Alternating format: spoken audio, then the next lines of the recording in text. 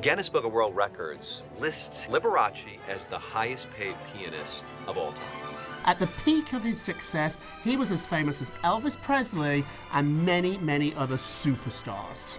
Born Vlada Valentino Liberace on May 16, 1919, in West Allis, Wisconsin, Liberace was a musical prodigy who learned to play the piano by age 4.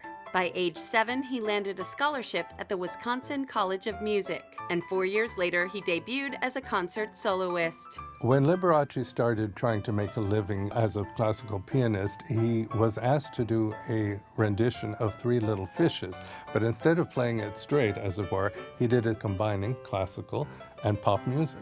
Audiences adored his sort of semi-classical way of performing, and because of that, doors flung open, he found his way into much larger nightclubs.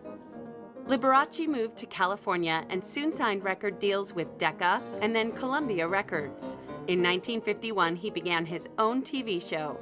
The Liberace Show was a local show that just aired in LA. However, it became such a sensation, the show got picked up nationally. For an hour a week, a gentleman, a piano, and a candelabra had America absolutely captured. 35 million people were watching that show on any given night. Nothing like him had ever been seen on American television before. Liberace worked on the big screen as well. First in small roles, then he starred in the 1955 feature Sincerely Yours. Liberace also toured the country performing, and eventually found a home for his act in Las Vegas. Liberace and Las Vegas are synonymous. He was put on this planet to perform there, mostly because of his look, his glittering costumes, but also because he was an amazing talent. People adored him. Vegas adored him. In fact, they opened a museum for him in 1979. These two were destined to be together. Vegas is loud, it's flashy, it's bright, it's entertaining, it's a little bit naughty, and so is Liberace.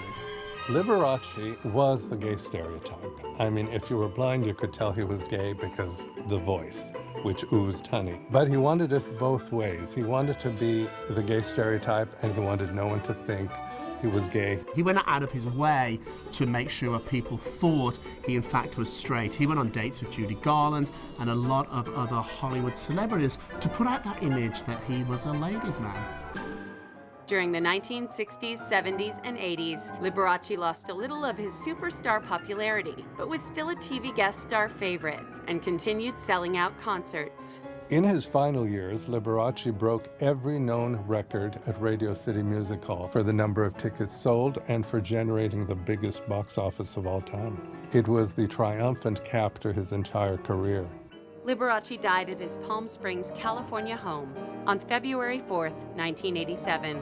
Although his staff denied reports that he had died from AIDS, his autopsy confirmed he had died from AIDS-related pneumonia. Liberace was about music, he was about diamonds, he was about showmanship. In fact, he was called Mr. Showmanship.